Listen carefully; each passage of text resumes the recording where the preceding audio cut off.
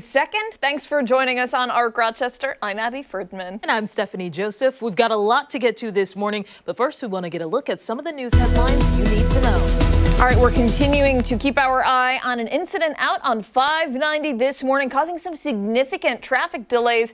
Take a look at some of the major roadways out there. A 53-minute delay, Route 590 headed southbound to Route 104. As we pull up our traffic cameras, you can get a clearer idea of what we're seeing out there right now. You can see those flashing lights and traffic being diverted to the other two lanes. Looks like two lanes are closed right now as crews work to help out with whatever's happening over in that direction. And as we take a closer look right now, you can see a standstill 590 at Empire Boulevard headed towards the crash, and 590 at Browncroft, giving you a clearer look at that scene over there. If you get ready to head out the door, I would avoid 590 if at all possible. And we're keeping our eye on a water main break. North Street is closed because of that. Crews, I imagine, getting ready to begin work over in that direction. Again, North Street closed because of a water main break. The federal government remains partially shut down this morning, but the stalemate could end this week. On Friday, the Senate agreed on a spending bill that would fund a majority of government agencies through September, but the Department of Homeland Security will only receive funding for 2 weeks as lawmakers work to negotiate new standards for immigration enforcement following the recent deaths of Renee Good and Alex Preddy at the hands of federal agents in Minnesota. The suspect accused in a murder at a Henrietta hotel will face a judge again later this week. The victim found dead inside the extended stay America from stab wounds. 36-year-old Richard Leo is charged with murder in the second degree. He's being held without bail. The victim's identity has not yet been shared. A voluntary water conservation order is now in effect in Williamson in Wayne County. The town says water levels are critically low right now due to the water intake in Lake Ontario freezing up. Some ways to conserve water include taking short showers and avoiding washing vehicles. The conservation period is expected to last at least a week. All right, let's get a look now at what we have brewing for the next 2 hours, starting with February being American Heart Month. And this morning we're sitting down with a doctor from Rochester Regional Health to learn of some easy ways to keep our hearts healthy and also about new technology that's shaping the future of cardiac care. Then Out of Pocket Inc. is bringing a romantic classic to the stage just in time for Valentine's Day. We'll be sitting down with cast members from the show Frankie and Johnny in the Clair de Lune, getting an exclusive look at the new production starting this week. And then later on, some of music's biggest stars showed up last night for the annual Grammy Awards.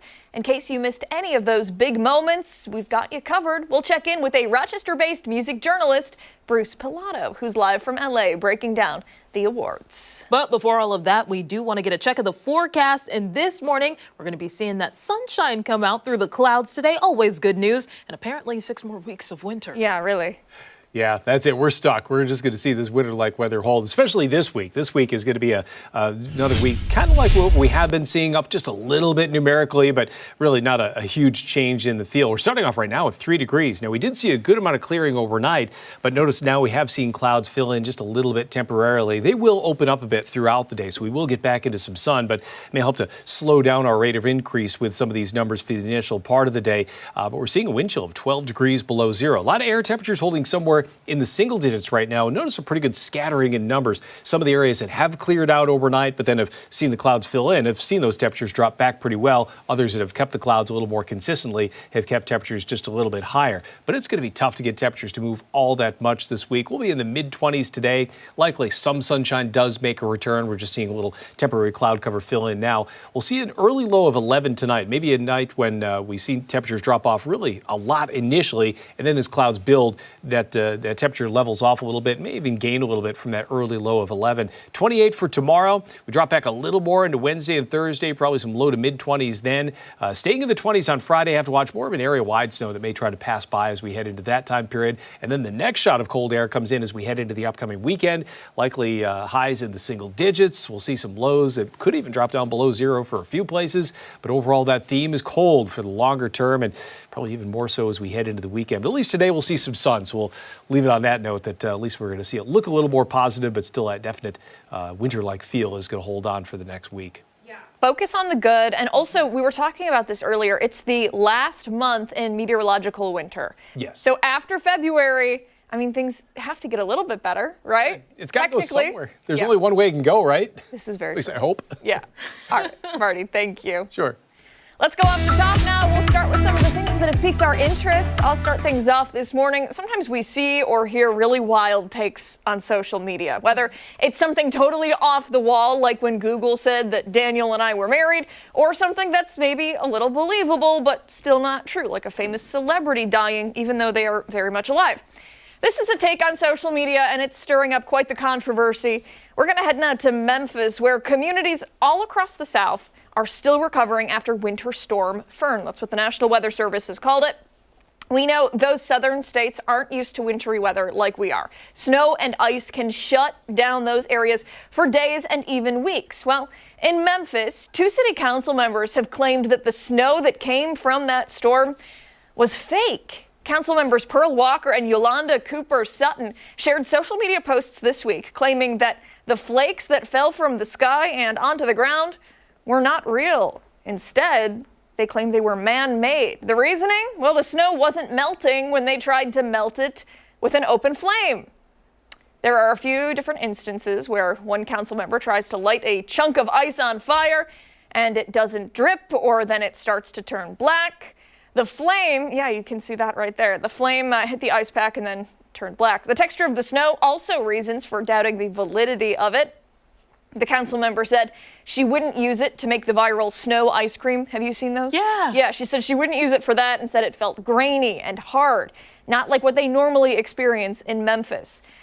The council member is catching some flack on social media for these takes on so-called man-made snow, but they are standing by it. Some accuse them of spreading conspiracy theories. Others say it's just plain ridiculous. Meteorologists, though, weighing in that area, they say there is no doubt that that snowfall was real. They say you can't fake snow unless you're way up in the mountains using snow machines, which would be pretty hard to hide. Also, they say the unusual texture is because of the sleet mixed with the snow. The slower melting process, same thing, both of which forecasters had been talking about for days leading up to the storm. Council members, though, standing by it. They've shared social media posts since this hit headlines saying, yeah, we firmly believe that this is fake snow made of plastic. It's bizarre, to say the least. And when you see the TikToks, the videos, it raises questions for sure. But to think that snowfall of that magnitude isn't real, it's not adding up for me. It's a lot of snow. Yeah. It's not like it just appeared in somebody's yard. It's Yeah. like all of Memphis. Mark, what's your take? People are idiots. Oh, wow. Yeah. So eloquent.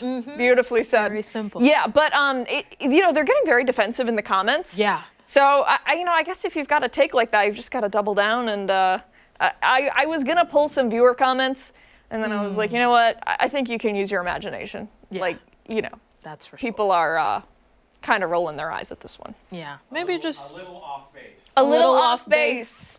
Thanks, Mark. yeah. So maybe just stay inside and look at it. Make a snowman. You don't have to use it for ice cream. You don't have to use it for ice cream. You could just stay inside. In fact, that's what they're telling people to do in the South, because they're still working to clear the roads and get power lines back up and running and, get everything fixed there. They're like, hey, please don't venture out. Yeah. And you know what? Don't be problematic on social media. How about that?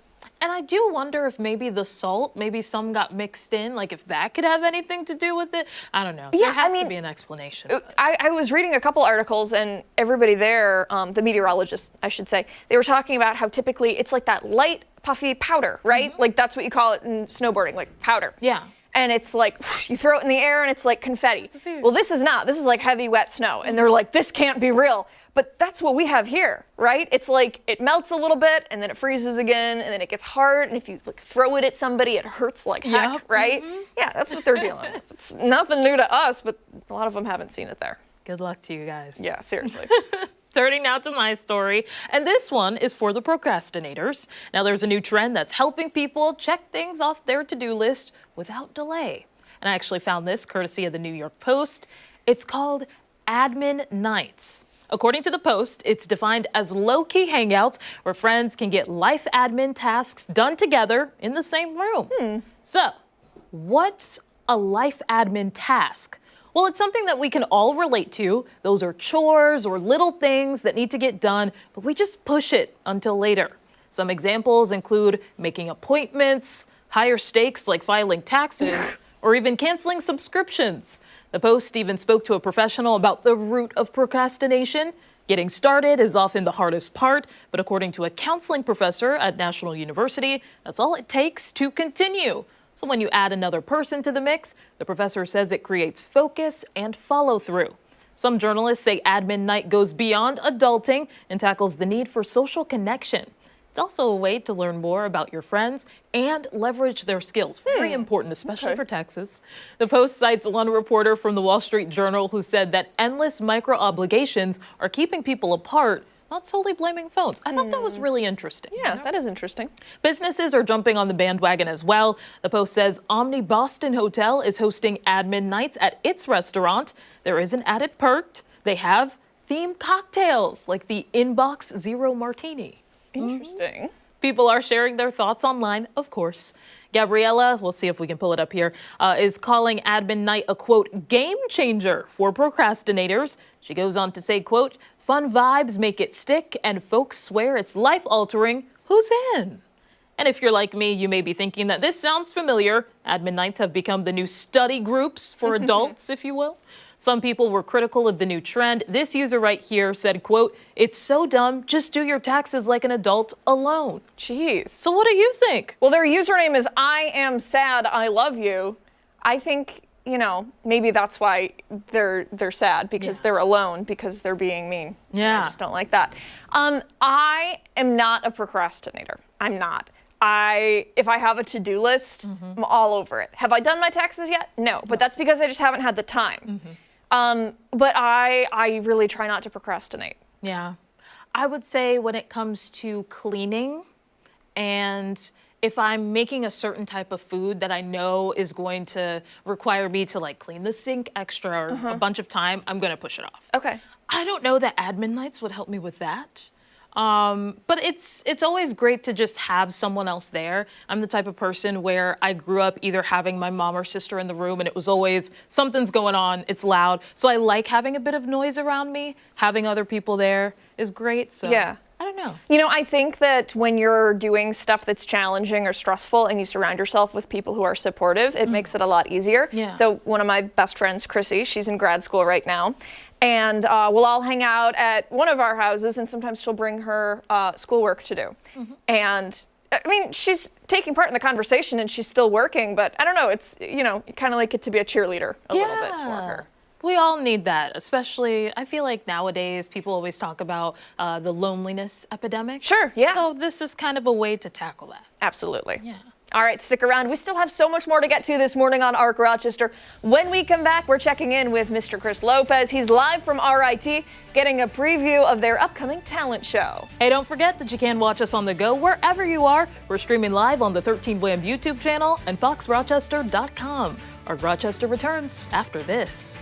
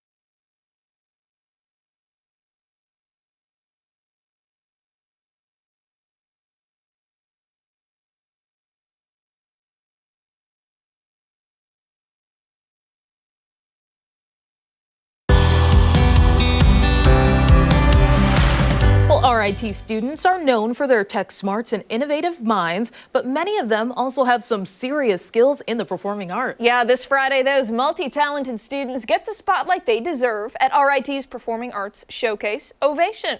Our Chris Lopez is live there this morning. He's giving us a sneak peek at what is in store. Chris?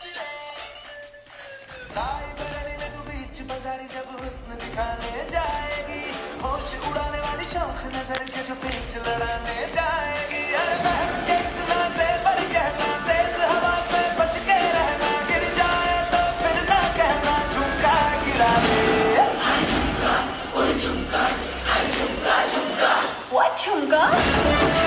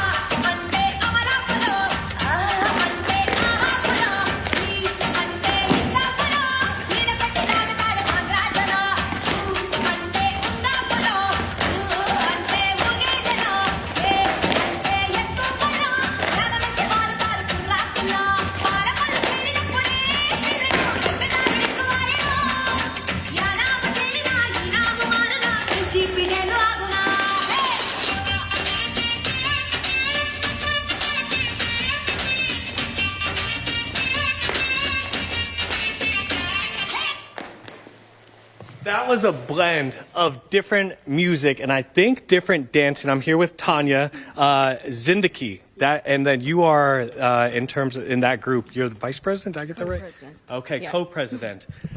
Did I get that right? A different blend of different music, different styles of dance. Yeah, different styles of dance from all over South Asia, the Indian subcontinent, and then we try to blend them with more Western styles like hip hop and contemporary, which we didn't see so much of here, but we will in our Ovation performance. And then how long is the total performance? Because that was just a snippet for Friday. The total is about 4 minutes. 4 minutes long. And then tell me a little bit about your group, Zindaki, because you started, 2020? Yeah. And I read a little bit about you guys. You guys said you're a pretty big family. Everyone loves dancing. Yeah, in 2020, I think we started as more of just a way for people to find like a home away from home, especially like international students coming here for the first time for school, just to find a community and a group of friends through like a shared love of like culture and dance.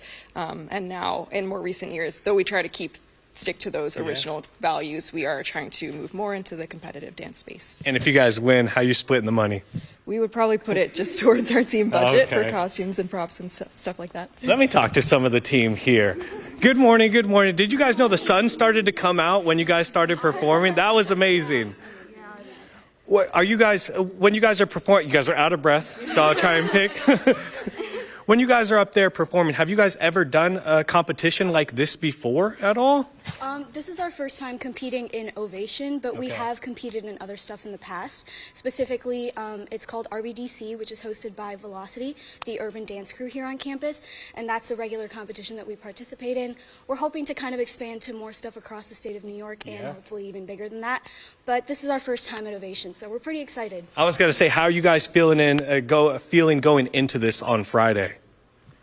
I think we're feeling You pretty ready? good. You guys ready to Yeah, go? we're ready to definitely get on that stage. It's been a while since we've performed on a big stage, so, nothing but excitement from our group. What excites you guys most about when you guys are up there?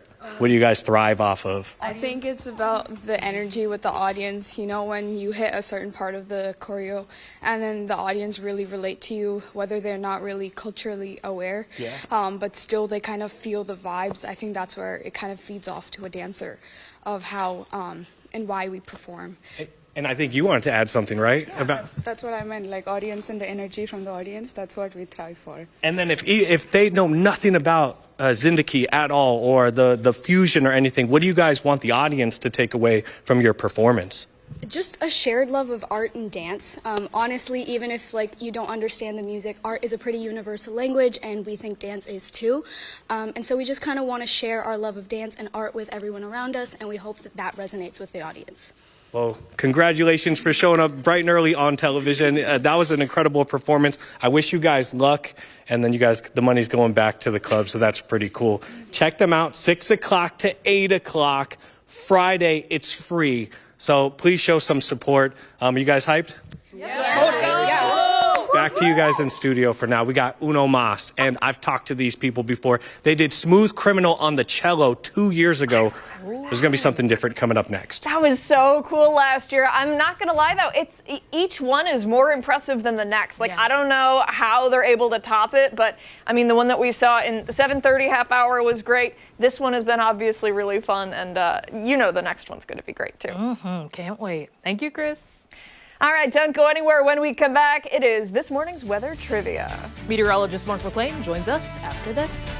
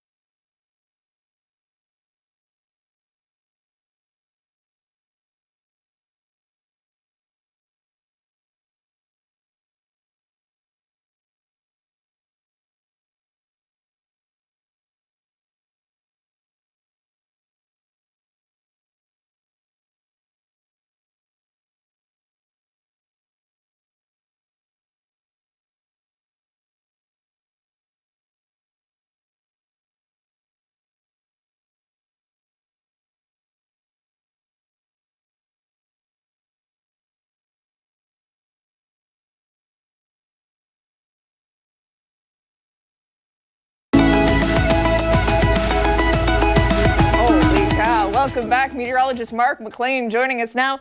We are taking a look at the sunshine out there today. We have weather trivia to do. You said it best during the commercial break. It's busy for you. There's a lot going on, and it's fun because we get a little weather lore in there with the groundhog. We're going to have an extra weather hit with Phil today. That's going to be in the 9 o'clock hour. He's still a little groggy, so we got to give him a minute for the interview.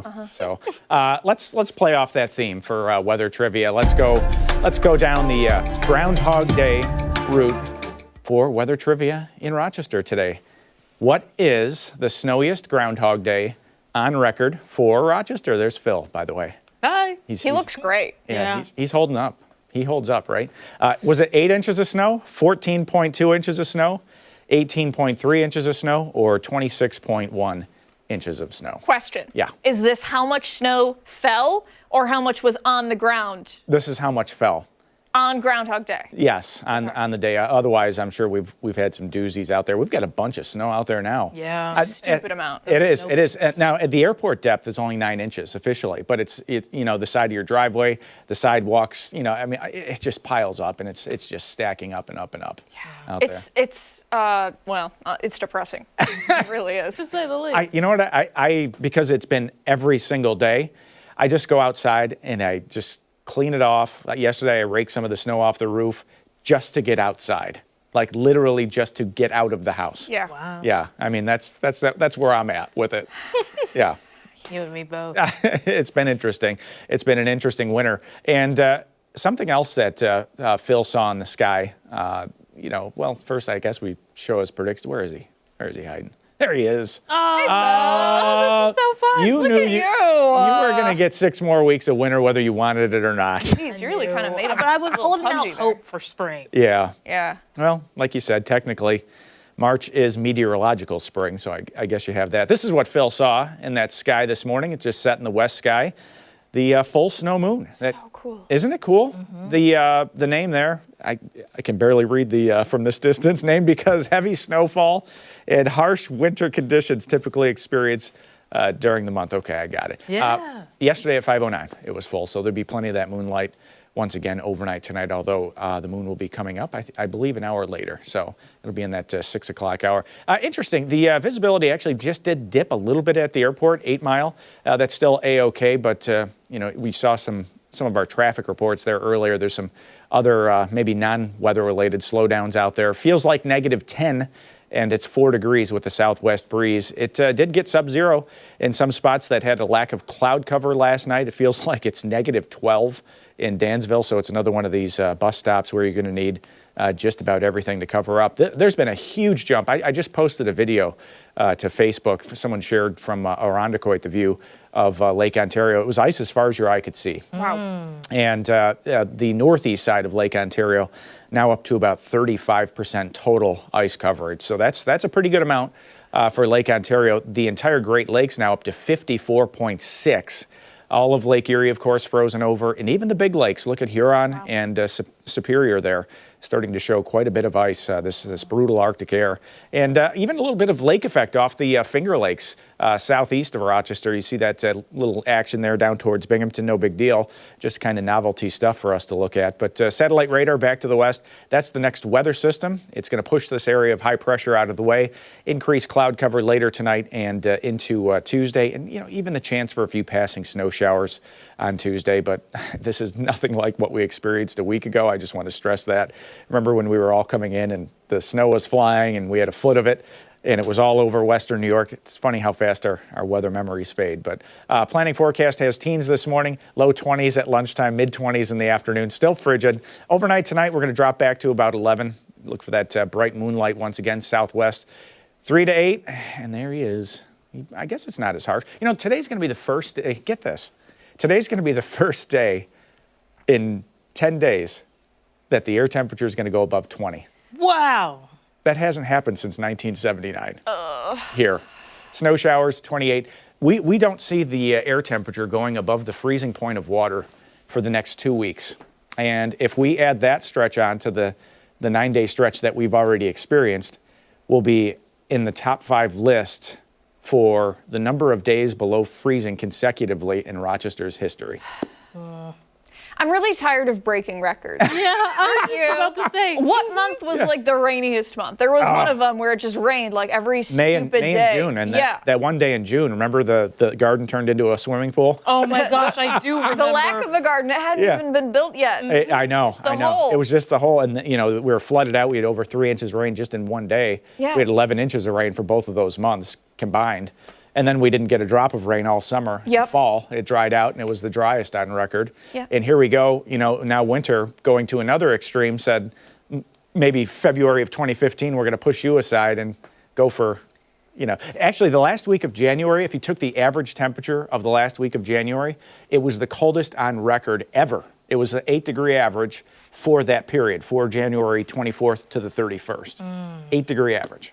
Wow. All I'm going to say is this summer better be amazing. Make up for it? It better I be hope so. sunny and like 83 every single day, or I'm going to riot. I'll trade all of this for 60 and sunshine on St. Patrick's Day. That sounds great. Sign me up. Listen, St. Patrick's Day is like the biggest day around here. That's like... It's fun. Well, the Saturday before St. Patrick's Day. We all know.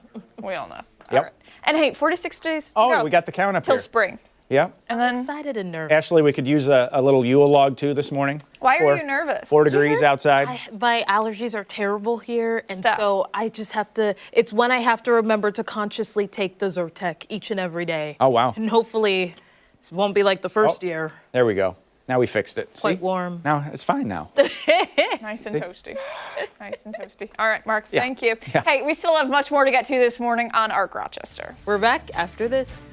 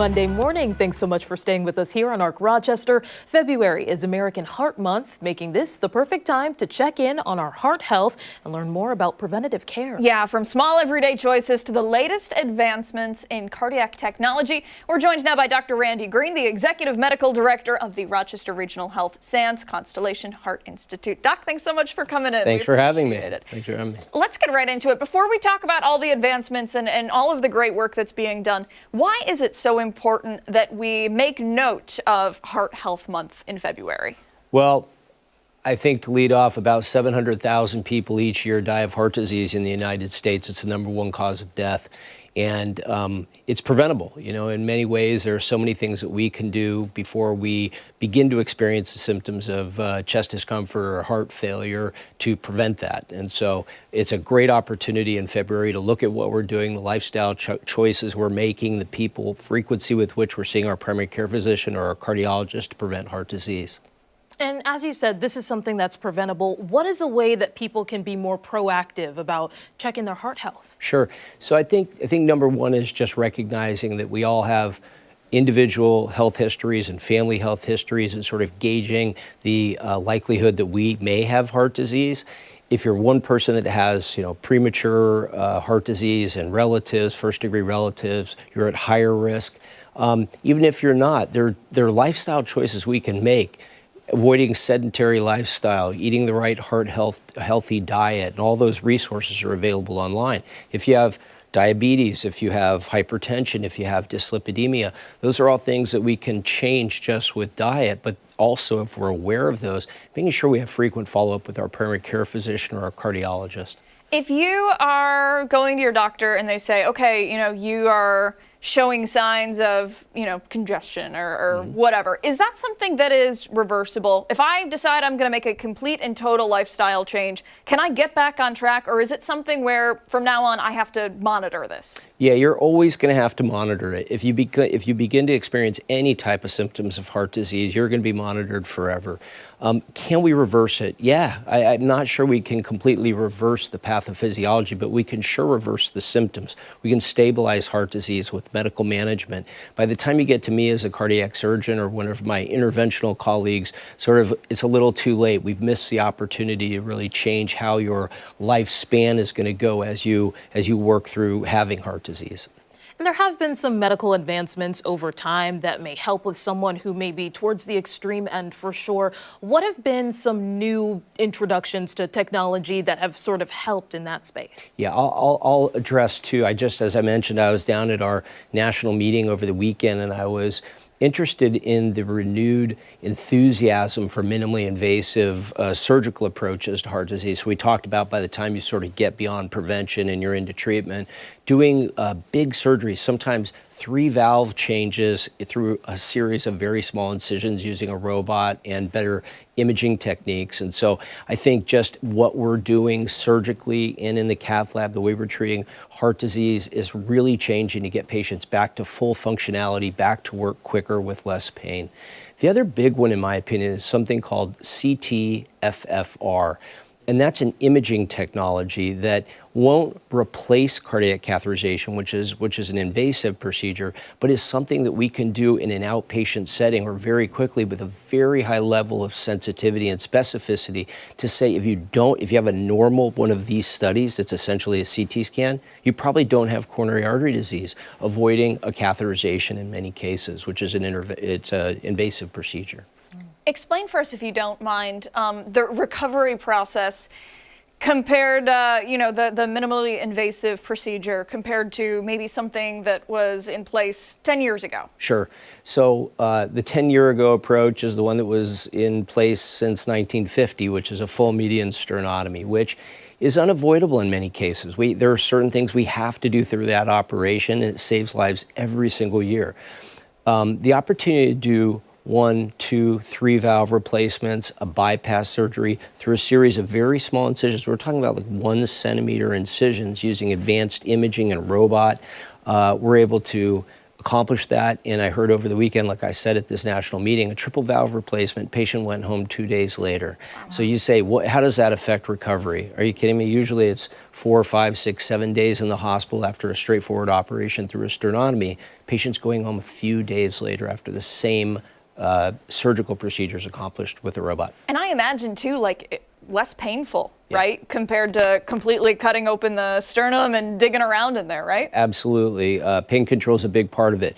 We prescribe so few narcotics going home these days in these operations. Patients can often be on Tylenol before they leave the hospital. So when they get home, they don't have to take any narcotics. That's amazing. And I'm wondering, we often see on medical shows when they're working with the small robotic incision that it's a very intense moment. What does training look like when it comes to that? It's a great question. In fact, that's what at this meeting, that's what we were talking about. Not only training young people becoming heart surgeons in the United States, but retraining the old guys like me to be able to use that kind of technology. And so what it takes is either visiting other centers who are a little further on that curve of doing this kind of stuff in the United States, outside of the United States, but also developing a certain set of technical skills that are not necessarily surgical dexterity, but the use of advanced imaging, three-dimensional scopes, wearing something so you can actually see 3D inside the patient's chest. That is incredible. All right, any last minute advice or last minute tips for anybody, before we leave? Yes. If you're not moving, get moving. If you're smoking, stop smoking and start eating healthy, Rochester. Very good. Right. Thank you so much. Thank you. We appreciate it. My pleasure. Time right now is 8:40. Much more to get to this morning on ARC Rochester, including when we come back, we're going to check in again with Mr. Chris Lopez. He's getting a look at some of the talented students taking part in RIT's upcoming talent show. You don't want to miss it, so you can watch us on the go wherever you are. We're streaming live on the 13 WHAM YouTube page and foxrochester.com. We're back right after this.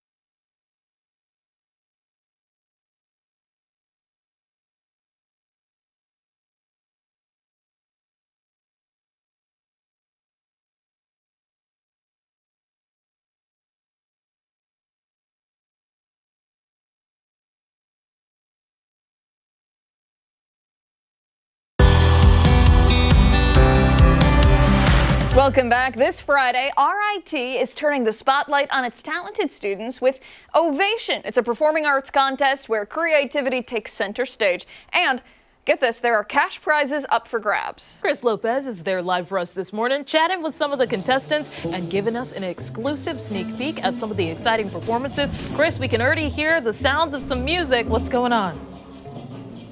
Yeah, they sound fantastic, right? $1,500 total, $1,000 for first place, $500 for second place. Gavin, Brandon, Charlie. Now, a few years ago when I first previewed Ovation, I just talked to Gavin and Brandon, and it was a duo. They did Smooth Criminal on the cello. They have now changed that, and they have added a drummer. That is Charlie in the back there. Fellas, you sound fantastic. Did you guys perform last year, or were you not able to because you guys won the first year, right? I think, Brandon? Yeah, they actually brought us back for a longer set. We played 3 different pieces, 2 of which were originals. I mean, we rearranged them. We can't take credit for the songs themselves, but I think it was, it was amazing to play up there. Kind of like conclude everything, close out a really great show. Smooth Criminal for the first year I talked to you guys. What are you guys playing this year? We're going to be playing Don't Stop Me Now. This is Gavin's arrangement, actually. Okay, yeah. Gavin. Right. Queen, right? Did I get that right? Why Queen? Why Don't Stop Me Now? From Michael Jackson to Queen. Yeah, so we just thought it, sends a really great message of, do what you want. And I feel like that really kind of embodies the goal of the RIT School of Performing Arts, to allow people to, go achieve these technical degrees, but then also come and express themselves through the music. And go do what you want. And you guys have added Charlie. Was that a necessity because it's Queen, or did you guys want to bring him in because he's one of your friends, or both? We wanted to bring him in because he's cool. Yeah. That's right. And it sounds Go great. Charlie! Go Charlie! Okay, so I'm going to talk to Charlie. Coming in and performing with these guys are fantastic. How was it like blending with them and their music and kind of the way they approach music, or was it pretty easy because have you played with them before? So, I mean, this is my first time this is not my first time, but last year they essentially recruited me based on nothing. Like, it was a recommendation from a friend. So I showed up one day for a rehearsal, and we meshed pretty well together from day one. So. And what year are you? I'm a third year. You're a third year? What's your major? Cybersecurity. Are you guys very excited to play, a little bit nervous, or a little bit of both? I would say very excited. Maybe a tinge of nervousness, but a little bit of nerves? A little bit. These guys are pros. I feel like you guys are gonna crush it. How are you guys splitting it? If it's a $1,000 prize and there's 3 of you, is it $333 per? I mean, after taxes, maybe a little less, but yeah, pretty much even. Okay, all right, enough talking. Good luck, guys. 6 o'clock to 8 o'clock. Check them out, as well as everyone else that we previewed. It's free, too, so please support these guys and girls. I'm going to let you guys take it away.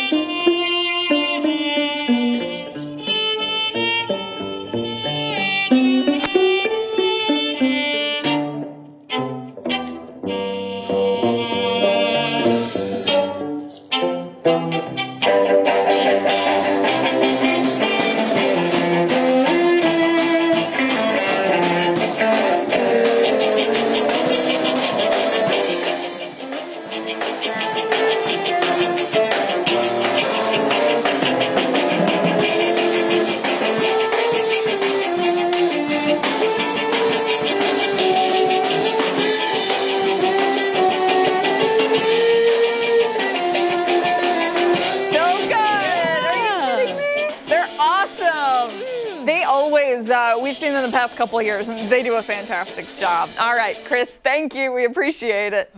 Best of luck to them. I know, seriously. And you know how quick Chris figured out the money for that? I couldn't believe it. But again, he's a numbers guy. Yeah, so. Chris, where's my money Lopez? That's what we call him around here. Hey, don't go anywhere. When ARC Rochester returns, we're learning more about how some people enjoyed the freezing cold temperatures yesterday. Yeah, freezing for a reason. Coming up after this.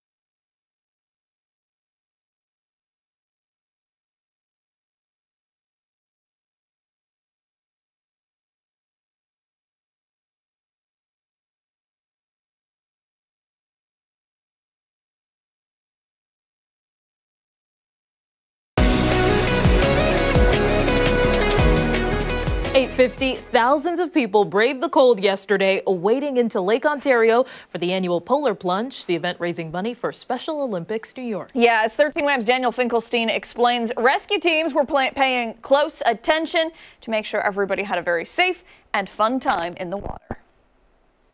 In bone-chilling cold, a beloved tradition. After these two carry the torch into the icy lake, the crowd rushes in.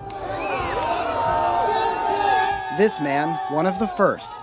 It's hard, but what these individuals are going through, what they're living with, and seeing them push through, it's a small sacrifice for something that's great.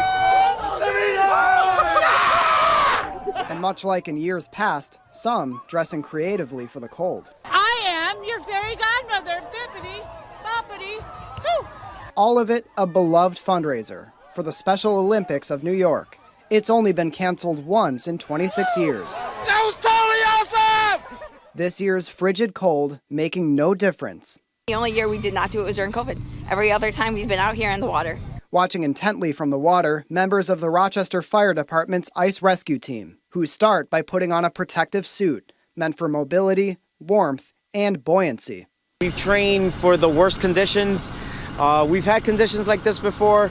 The big thing is to dress appropriately. You don't want to actually be too warm underneath the suits as well. After clearing the area, the water is scoured. The biggest chunks of ice and other hazards in the water are removed. But our main goal is to just keep people's body temperature up. You know, we want to prevent hypothermia. According to the National Weather Service, the water temperature measured nearby was in the mid-30s. This man says he's done the polar plunge 25 times. Love it. Weather couldn't be better. Good enough. We've had worse. We've had worse. Sure. Yeah.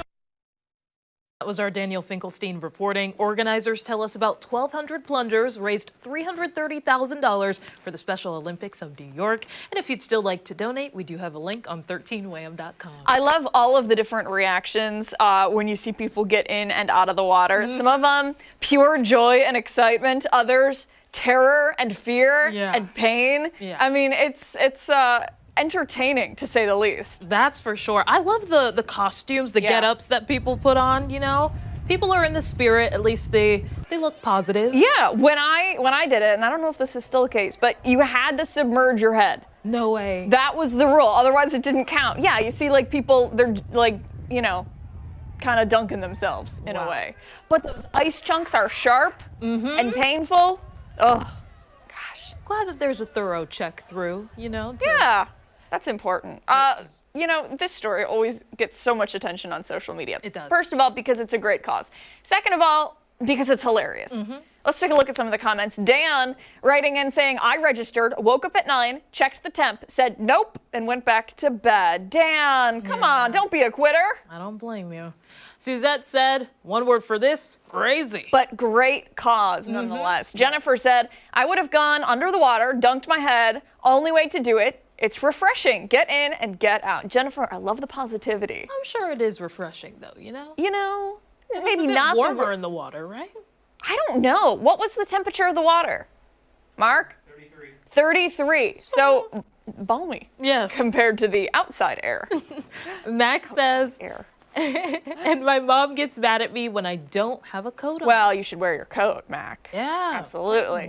Susan said, OMG, I'm shivering just watching this. I'm with Susan. I get cold easily, 100%. Yeah, always. wow, yeah.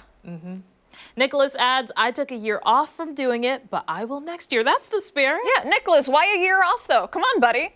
Don't be a quitter here. And then Pat saying, I gladly donate. I will never do that. It's got to do great things for your lymphatic system. Yeah, because people do their own ice baths. Yeah. Yeah. I love a good ice bath. Valerie says, some brave soldiers get vitamin C, elderberry, zinc, Tylenol, Vicks cough drops, lemon tea. Are you making the list? Honey, ginger, turmeric, and good health. Don't come into the office with your nose running. You've done a great job already. Wow, excellent advice there, Valerie. Thank you. We appreciate it. You know, it's one of those you look forward to every year. I'm thinking about when Chris first came to Western New York, came to Rochester. We made him do the polar plunge for a live shot, and actually that was His very? 2 years ago today. Oh, wow. 3 years ago, 2 years ago. I don't know. I have it saved on my phone because I was going to post it. And he looked so miserable. I felt bad, but it was also really, really funny. And it did feel a little bit like he was being initiated into the 13 Wham fam. Welcome. Yes. Yeah, especially with the winter, how it's been. 2 mild ones, and then this one. For you? Yeah. Yeah. So. I don't know. Last year, I know technically it was mild. It was still unpleasant for me, though. It's fine. Much more to get to this morning on ARC Rochester as we continue into the 9 o'clock hour. We're back after this.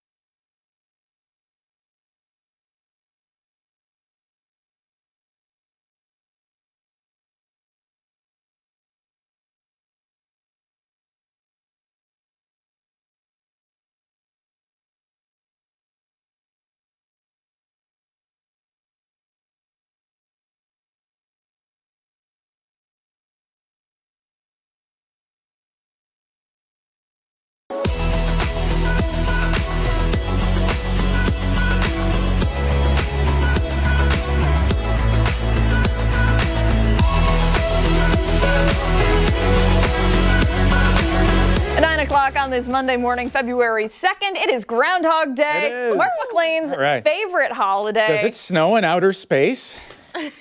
I'm both. I'm a celebrity. In an emergency. Yeah. I How love many that times? movie. So you're going to watch Groundhog Day I'll watch tonight? it tonight. I got to do the taxes. Got to get those out of the way. It's Okay. February. It's good The background pressure's on. Yeah. We only have until the middle of April. Can't Clock procrastinate. is You can't. running out. Yep. It's taken away. It's taken away.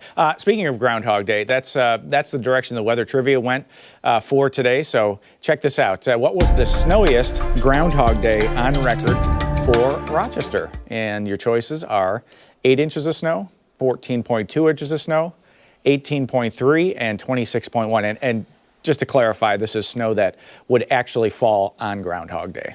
Okay. Okay, here's the Across responses. Michael and Yvonne have A, as does Lisa. Sue has C, Lisa has D, Paul went with B, so we're kind of all over the place. All B's. Whoa. Diane to Julie. All B's on that list right there. And let's see, we've got the battle. Dave, Cheryl's husband, has D. Cheryl has B, Rod has A, Eva B, and Richard, Eva's husband, D. Oh, Got some household battles. Okay, so I feel like all those people that have B maybe were in cahoots with one another. See, 8 seems like too little. Yeah. 26 seems like way too much. Yep. Because I feel like you would have talked about it at this point in time already. Possible. So I think it's either B or C. B or That's C. what I narrowed it down to, but I don't know.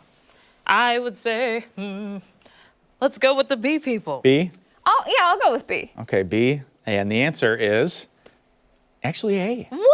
Wow. A measly 8 inches of snow. Interesting. We gotta get tougher on this groundhog, don't we? A little bit. I mean, come on. Yeah. That was back in the winter of 1914, so that one goes back a ways. That one's been on the books for quite some time now, over 100 years. And speaking of Phil, it's always his fault, isn't it? Always. But just to be honest, we knew that we were going to get 6 more weeks of winter anyway, right? Well, the way it's been all going. I'm going to say is Dunkirk Dave said we're getting an early spring. Okay, well, we did our homework, and we're going to expose Phil in about 15 minutes. Or whenever that block is, Ashley, you can tell me. Coming up here. Yep, sorry, Phil. We're on to you, buddy. It's not good either. Don't be mean to Phil. You know what He's Phil doing saw the a lot best. of? Snow. Yeah, I'm sure. We've had a bunch. November actually came in slightly below normal for snowfall, but if you love snow, boy, did you love December. Almost 38 inches, and January was way up there too. So far, February, about an inch of snow out there. 83.7 for the season. So we are the second snowiest metro in the United States this winter. You think emus care about that? Well, yes, I think so, because they don't have any hair on their legs. No, they don't. They don't right? have four-wheel drive either. No. Peepers and pecks, right there.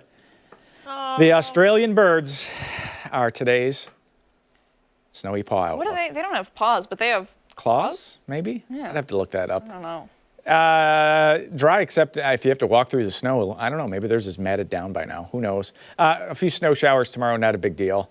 Wednesday could be. We'll have to watch Friday. It's one of these Arctic.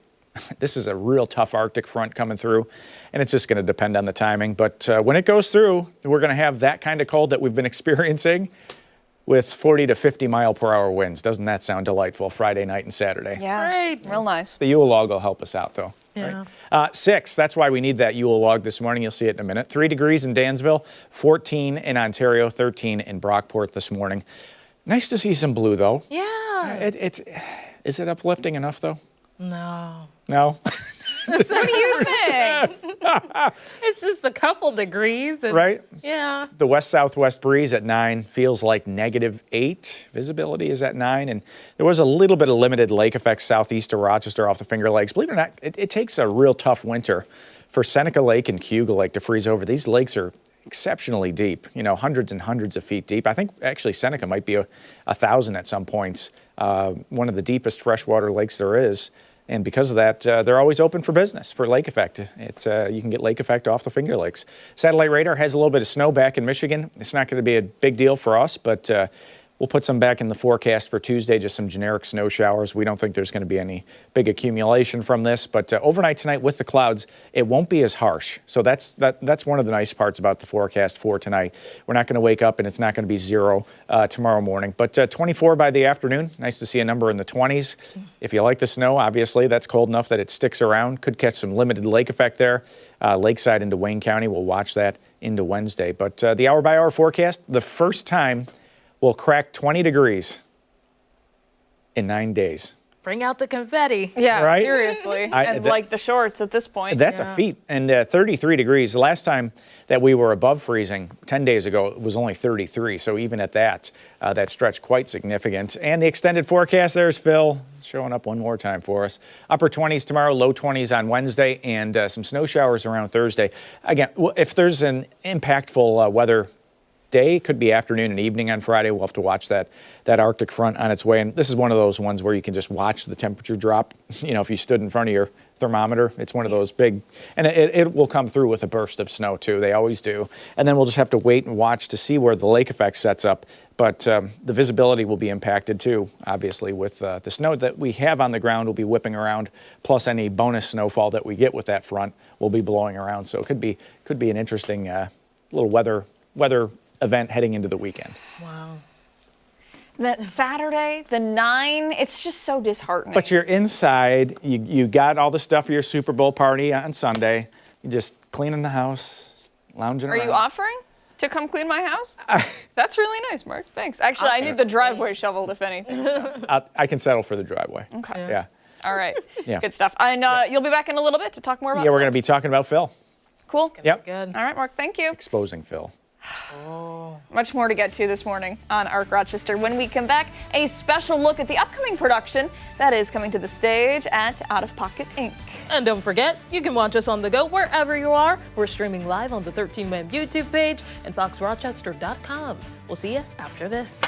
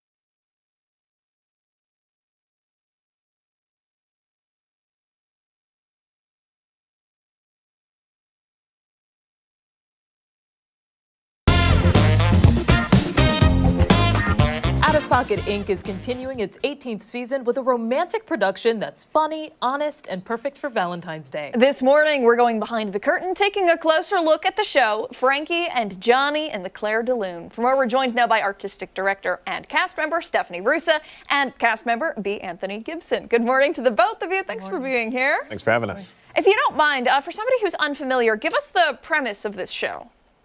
So, Frankie and Johnny, it's really about two people that are just broken, right? I mean, I'm sure that we all know people like that in our lives that are just absolutely broken in relationships. And it really shows and highlights how they come together and sort of the struggle that they go through to just sort of connect. And that's really a major theme in the show.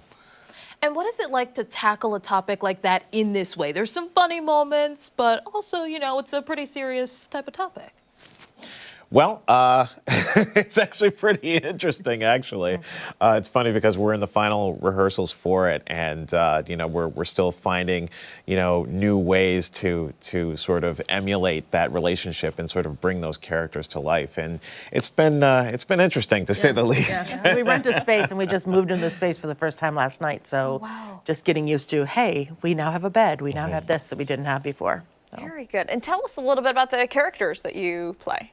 I play Frankie. So Frankie, I'd say she's had it, I don't say she's had it rough, but her relationships always haven't worked out in the past. So she's not as trusting as Johnny, is what Johnny might be. Yeah. And Johnny, of course, you know, he's very outwardly outgoing, but, you know, inside he's broken, and he just wants someone to love him, and he just wants to find that one person that he can connect with, but he just has a hard time with it, you know. What do you hope that people take away from your characters in this production? I'd say, I would say keep looking for love, but it's out there. I think there's a connection there that you don't trust, but if you look, you'll find, or if you trust in it, finally, it'll come. Yeah, and I think, you know, everyone, no matter who you are, has been hurt in some relationship one way or another, and it's hard to sort of move on from that.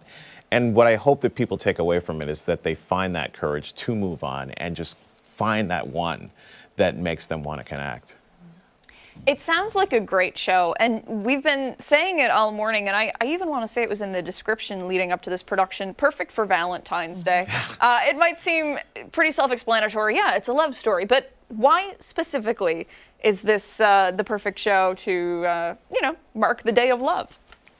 You want to go ahead? No. I was going to say it's just kind of contingency of our relationships. It's ups and downs, it's goods, it's bads, and I think kind of representing Valentine's Day there, depending on what status of relationship you're in, I feel like this play somehow holds that. And what have the rehearsal processes been like? I know you kind of touched on it a little bit now into this new space. What has that been like? Oh, geez. It's funny because, you know, we're performing at the Muck, and you know, there's all different shows in the Muck, and you can only have so much time in that space. And so, like Stephanie was saying, that, you know, last night was our first time in the space. And so that, in and of itself, can be very, very awkward, because when you've been rehearsing in a different space and then you're in a new space, you're just kind of like, okay, wait a minute, what is this about again? What are we saying? Back to square one. Back to square one. But it's much better, because now it's starting to come more alive, and we're starting to feel different moments a little bit better, and it's feeling good. I think it's feeling really good. Excellent. All right, so for somebody who's never been to Out of Pocket Inc. before, a performance, you know, a show that has been put on through Out of Pocket Inc. Is it like a very intimate space? Is it like, you know, you're kind of part of the show almost? Very much so. Tell us very about much so. The theater probably holds comfortably, I think 60 to 80, but 60 really comfortably. So it is a smaller theater space in itself. So yeah, the audience is right there with us along the way. And as a performer, what is that like for you? Does that kind of help with that connection a bit more to the audience? Do you feel like they're able to really pick up on things? I don't know about you, but I think it energizes me having them so close, up and personal. I know some people might be more scared of that, but I don't know. I mean, I get my adrenaline high off of that, I guess. Yeah. just knowing that they're almost right in your lap. Right there. Don't look when you're looking. Don't look at them. Make sure you're looking where you're looking. Yeah. That's hilarious. All right, guys, thank you so much for coming on today. For somebody who wants to see the show, you have a couple performances coming up, yes? Yep. Tell us the information. We open the 6th, so we open this Friday, and we close Valentine's Day. So we're Friday, Saturday, and Sunday matinee, and then Thursday, Friday, and Saturday at the Muck Theater on Atlantic Avenue. Excellent. And ticketing information? Is go to themuck.org, so MUCC.org, and you'll have all your tickets there. Fantastic. Thank you both so much again. Really appreciate it. Thanks for having us. Time right now is 9:16. Don't go anywhere. When we come back, we're getting a closer look at how accurate Mr. Punxsutawney Phil actually is. Yeah, we'll tell you more coming up after this.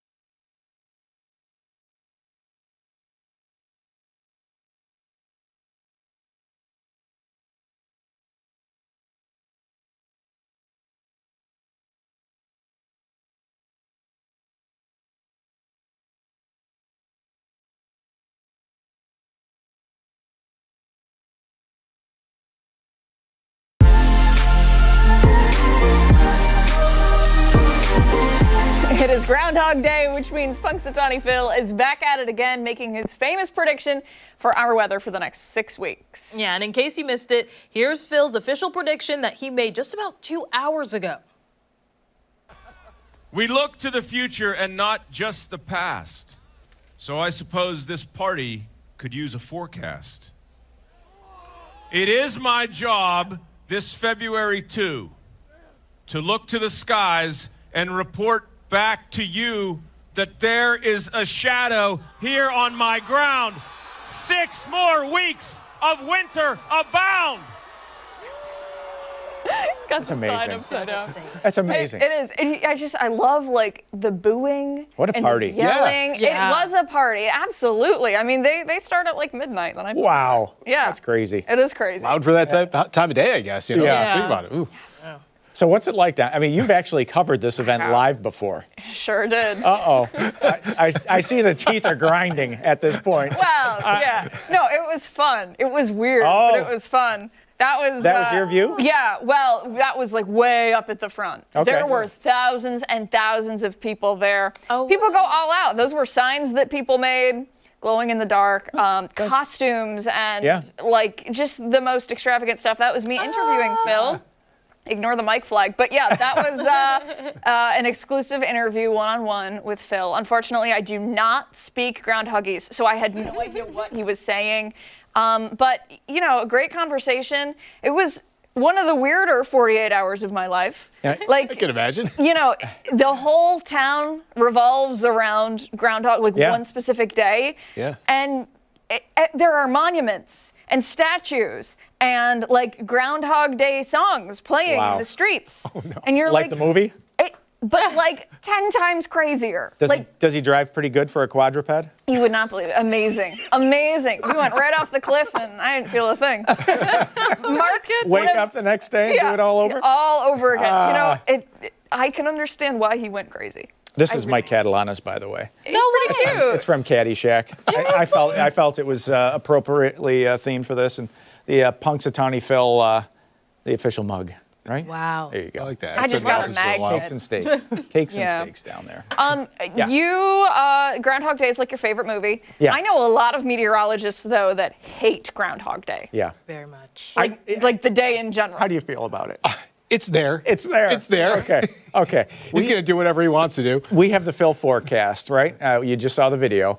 It's 6 more weeks, okay? It's all Phil's fault. You can blame it on the groundhog this year. Did you make that graphic? Because you didn't do him any favors. Years you ago. really made him a little chunky. You know, he's got to get through winter. The guy hasn't had a solid meal. You got to be ready for it. It was a little mean? Okay. Let's make some sense out of this one. This one's better. It's worse. Sorry, Phil. Okay. Snowflake blue means more winter. Yellow sunshine means early spring. The last 10 years, Phil has been right 30% of the time. Really? This is according to NOAA. Okay. This is from NOAA. You can see the stamp in the bottom left. And the last time he was right was 2024. Okay. And then you go back to 2020. But if you think back, we really have not had winter for like the last 5 winters. I mean, we've had winter, but we haven't had a winter like this. Yeah. Last 5 winters. So he's been right 1 out of the last 5. I don't know if we're going to add another one for this year, but what do you qualify as like winter though? I think they go by temperature for this. That's the question. Yeah. Yeah. Okay. I think they do that, and they probably look back through the record to see historical storms and that kind of thing. And not that I'm trying to stick up for Phil, but you have to consider snow in there somewhere in the equation. For sure. Yeah. So how do you define winter? What is winter and what's not, And it depends on what part of the country you're in. Like, you're just talking about Dunkirk Dave, right? Dunkirk Dave, yes! I mean, explain this one. I really can't. It's No? just something you have to experience for yourself. Way out in Dunkirk, New York, there's a man and he has a groundhog. He has a couple of them, I think. Yeah. His name is Dave. Yes. And I don't know if it's quite as big of a deal as Punxsutawney Phil. But it's still a big enough deal where he gets some attention. He gets a crowd. Well, they mention him on the national news outlets. So. Yeah, there's a list of all the. What was the one on Staten Island? Oh my God. Staten Island Chuck. Staten Island Chuck. Can't talk about Staten Island Chuck. Oh. Poor Chuck. Yeah, he does celebrate privately usually. Yeah. Well. Is he still with us? He's not. I don't think so. Oh, no. He was one of the more accurate ones. He was one of the more accurate ones. He was the one that was dropped, right? Oh. He was dropped by a certain former New York City mayor. Unnamed I'm mayor? here. No, I remember that video. There was video. Goodness. Yeah. And he lived for like a couple more days. Ours used to do a dance right here. This used to do the Caddyshack dance. They go, Do it. I'm all right. I feel like we got to see the whole thing. I have no Take the idea. batteries out of you, Mark. Jeez, his battery's all corroded. Yeah, it's all corroded. And Jeez. if I'd known ahead of time, I would have fixed it up. Well, listen, I mean, ready for next year. I am certainly not the what do they say, the seer of all seas or whatever they called him, prognosticator of all prognosticators. Yes, but I feel like he might be right this time around. Like, Oh. I'm feeling At good least these about next couple weeks. I was going to say, he's got a head start. got the right start. Yeah. For sure, this winter. Yeah. Could be a green check for next year. We'll see. I think so. Let's hope there's a big deviation at the end there. Something just to skew the. Let's cross our average way fingers off. that it does. Instantly, Like that in Instant August. spring. Can't cross Instant it. spring. Then we'll have all sorts of flooding to talk about. Yeah, right. Oh, my- It happens too fast. depressing. All right, guys, this Can't was fun. win. Thank you. Yep. Appreciate it. All right, much more to get to this morning on ARC Rochester. We are back after this.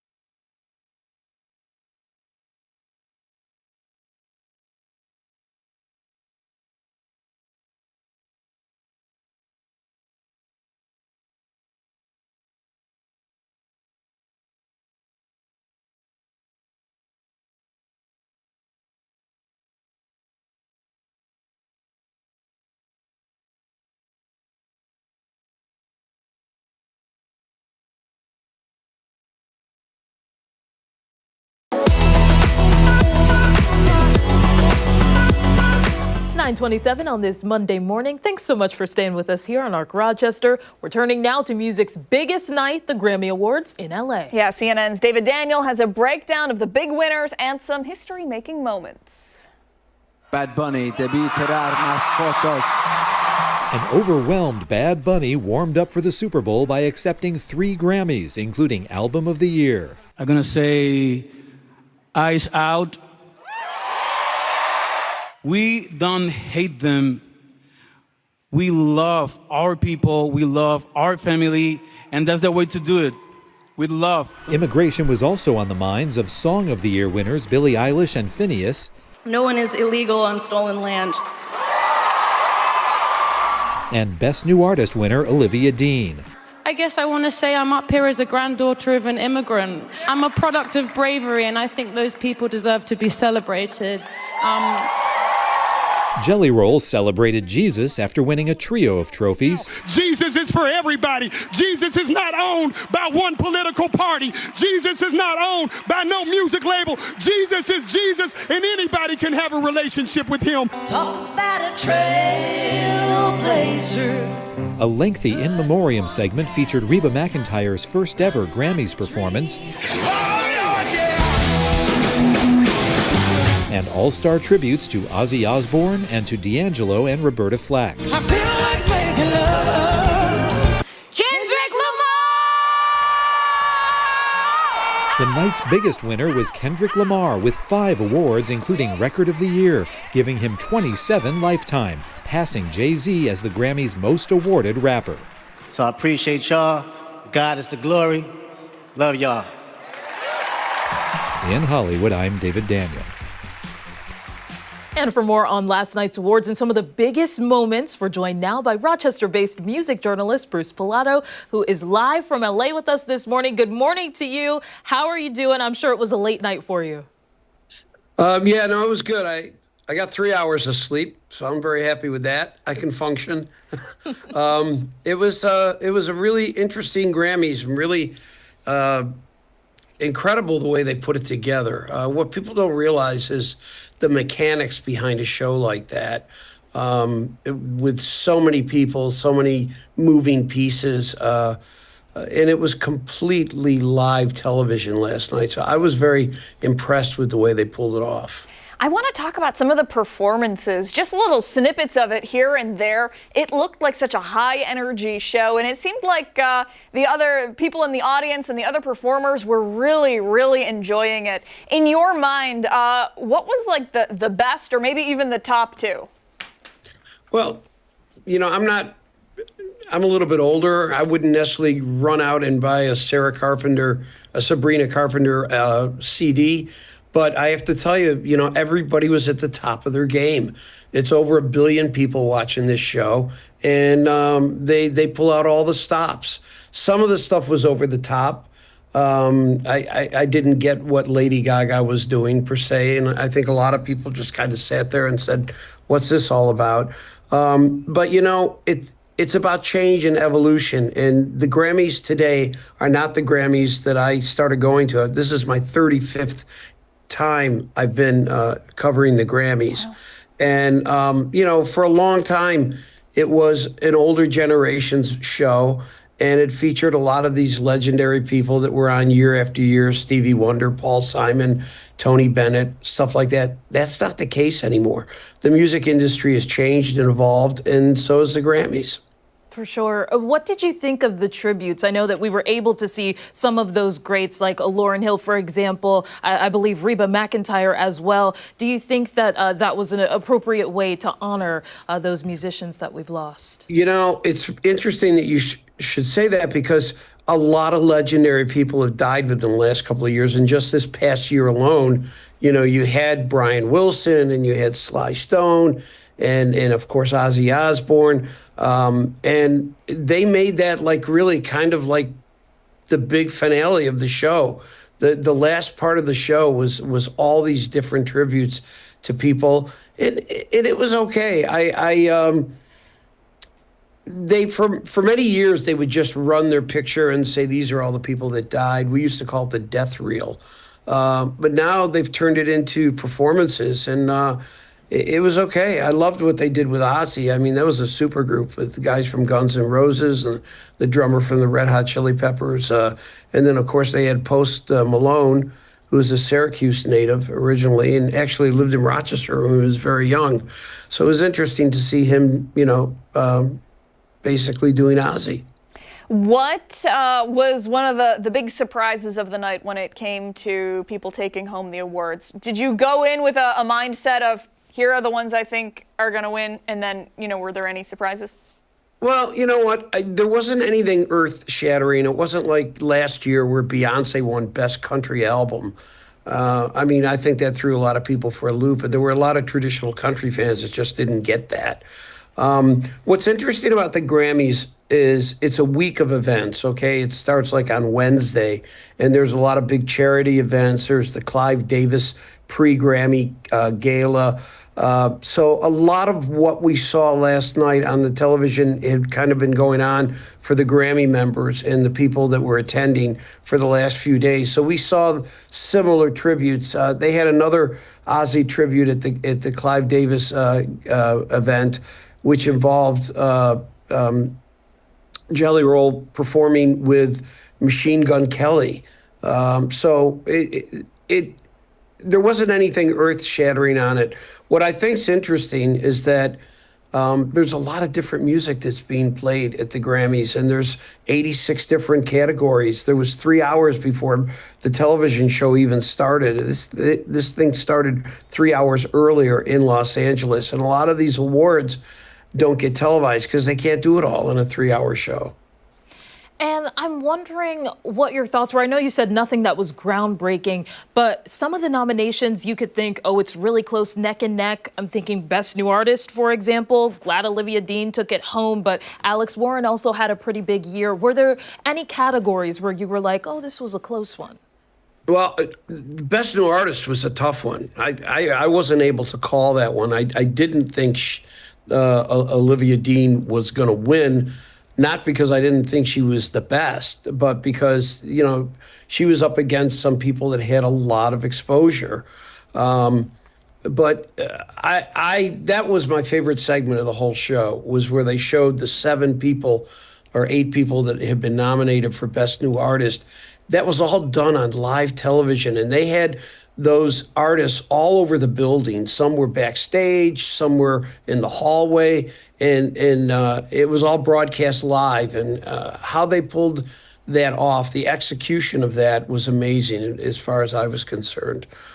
I'm really curious about when it comes to Best New Artist. I feel like we're hearing more about exposure. TikTok, for example, is a great way for people to really put themselves out there. Have you noticed that social media has played a bigger role in Best New Artist? Well, okay, so here's where it is. I mean, in the beginning, the Grammys was an award show and people got awards. And then it kind of drifted to, what kind of spectacular pairings can we put? I remember one year it was Lady Gaga performing with Metallica, and that's how the show opened or whatever. Now it's kind of gone to, it's not really about the record industry anymore. It's about the live concert industry. And for somebody who's been in this business for decades, like I have to tell you, it's a whole different industry now. The selling of a new record used to be the center of your universe. Now it's not. The tour is the center of an artist's universe right now. Everything is done to promote the tour, not promote the record. So it's very interesting how it's all changed. And the Recording Academy is trying to adapt to that. Bruce Pilato, always appreciate the perspective. Always appreciate that you give us a call right around this time of year. So thanks so much, and best of luck. Get a little bit of sleep too, if you can. Yeah, I know. I keep being asked, when are you going to bring me to the Grammys? Every time I do one of these. Maybe someday when I have a little more clout, I'll bring all of you guys there. Oh man, sounds great. We'd be really, really appreciative. Thanks, Bruce. It's a fun time. Thank you for having me, and hopefully we'll see you next year. Sounds good. Thank you.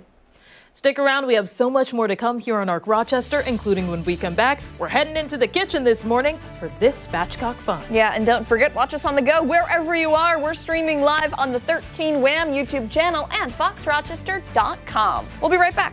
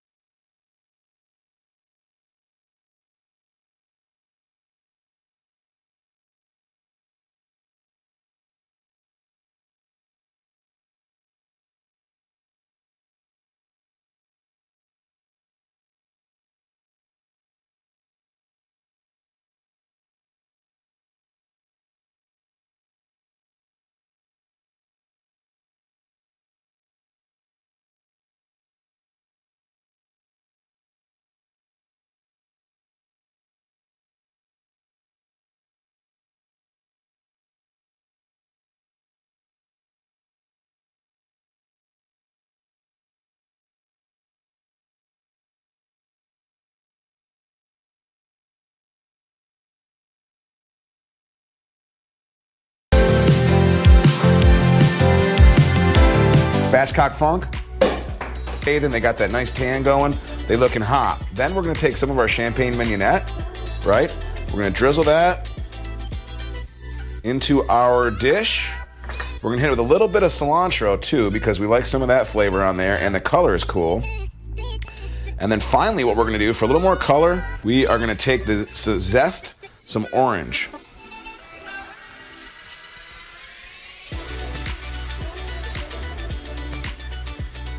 Can't wait to party, y'all. Here we go. Look at this beautiful cornucopia of madness. That's how we roll. Spatchcock Funk up on the yacht. Crunchy, seafood brine, champagne, beautiful.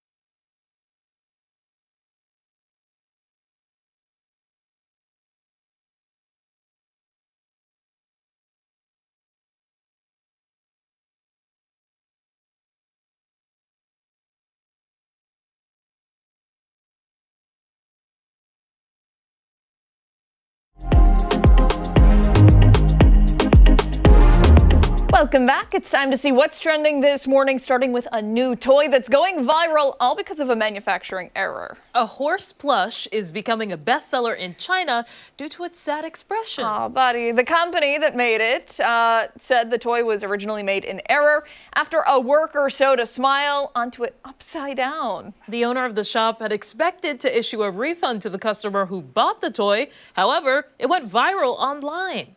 It's being called the Cry horse. People have become obsessed with this toy online. According to social media, people began to resonate with the animal's gloomy expression. Some even found it fitting for how they felt going into the upcoming Lunar New Year. Yeah, me too. That's exactly how I feel.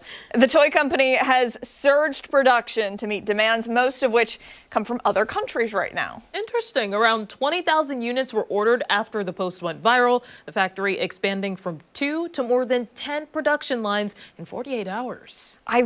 Can we see the picture again, or the video? Because I kind of do feel a lot like this guy. Oh. Look at it. Well, see, he's happy, and then he's...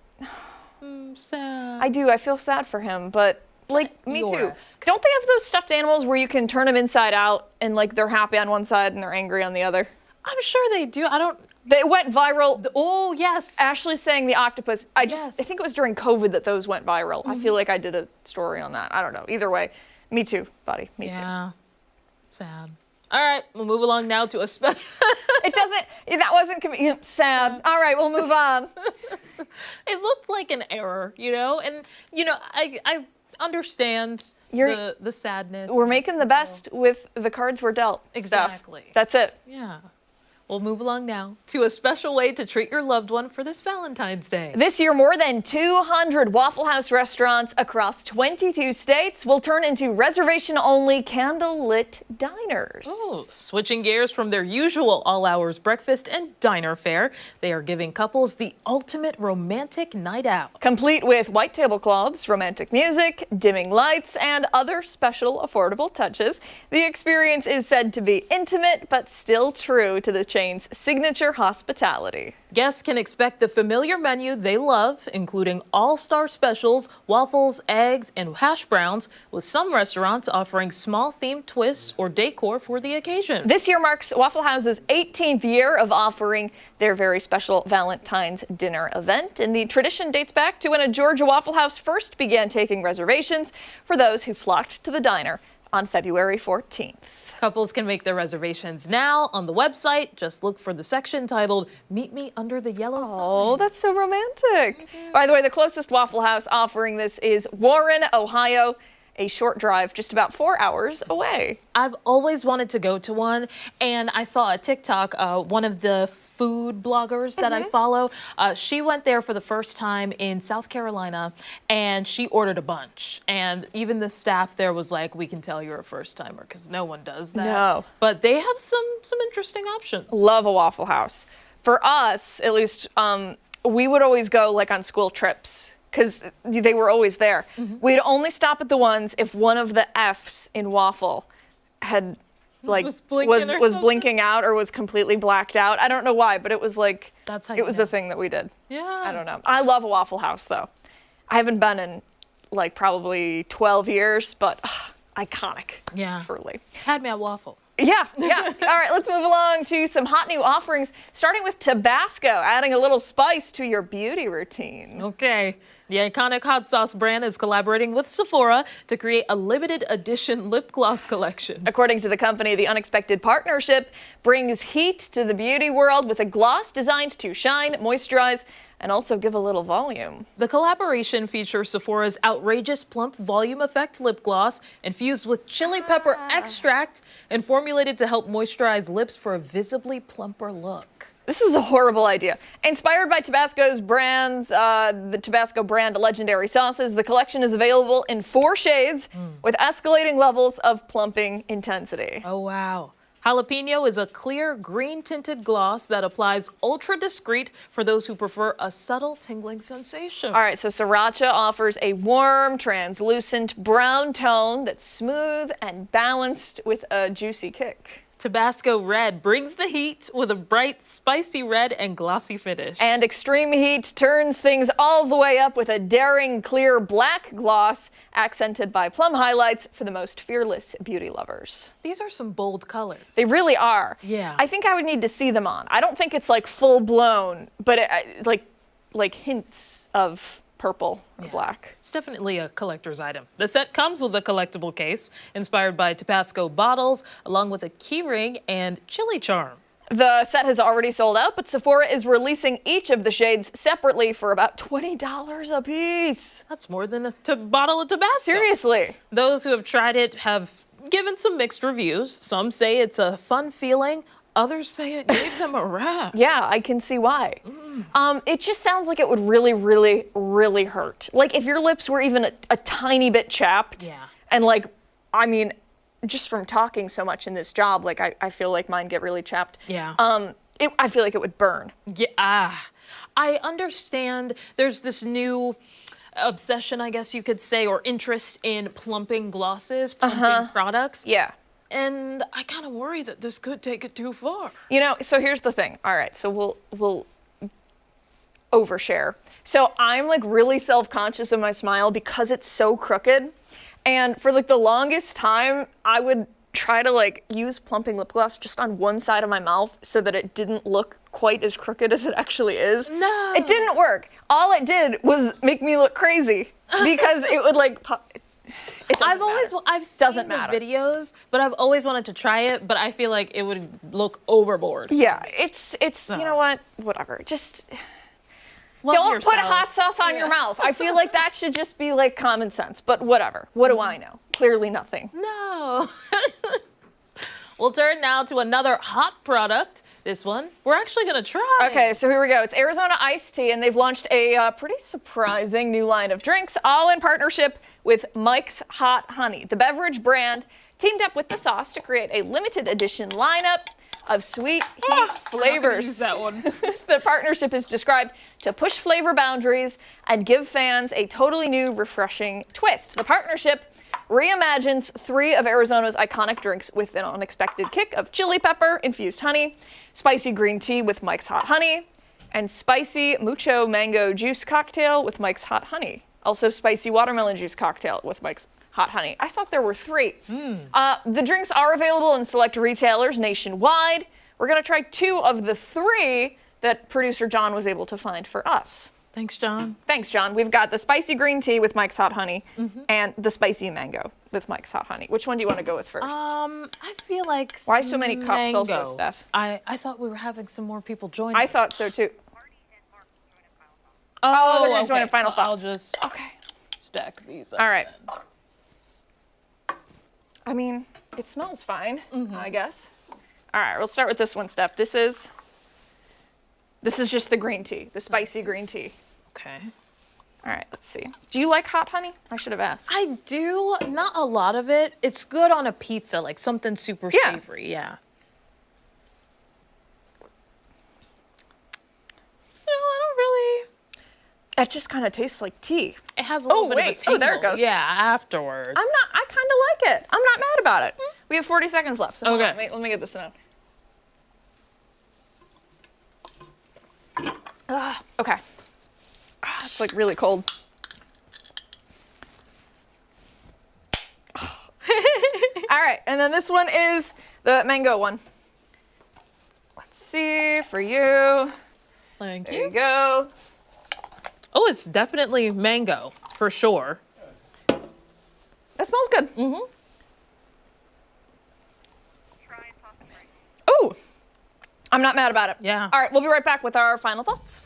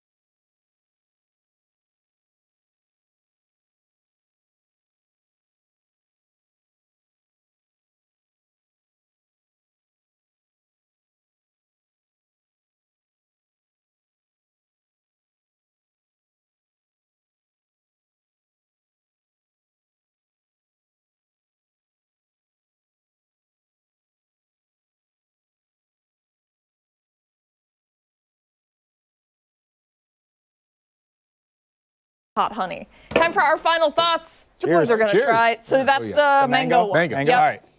It definitely smells like mango. Yeah. It's not hot. It's not spicy. Yeah.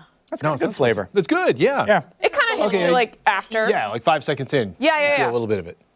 Nothing too soon. Nothing to be mad What was about. the other one called? That's just green tea. Green tea? With the hot honey. Yep. Okay. With the hot honey. All right. But does it go on every Cheers. All right.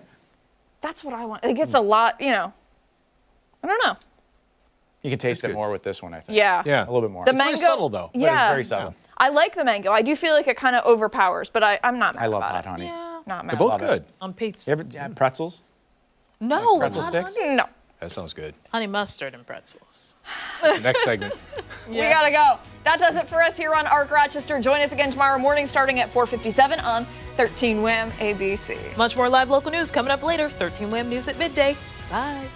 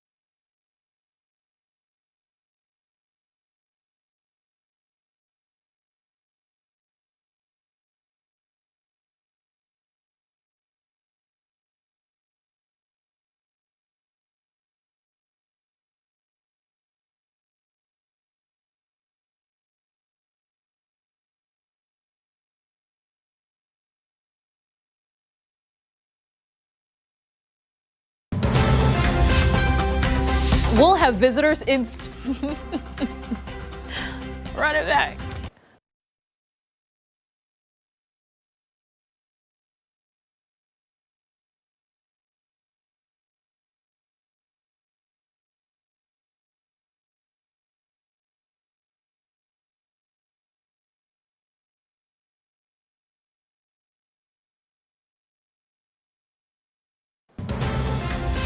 Tomorrow morning, we'll have visitors in studio from a local ferret sanctuary. We'll find out more about their mission on ARC Rochester on Fox after Good Day Rochester.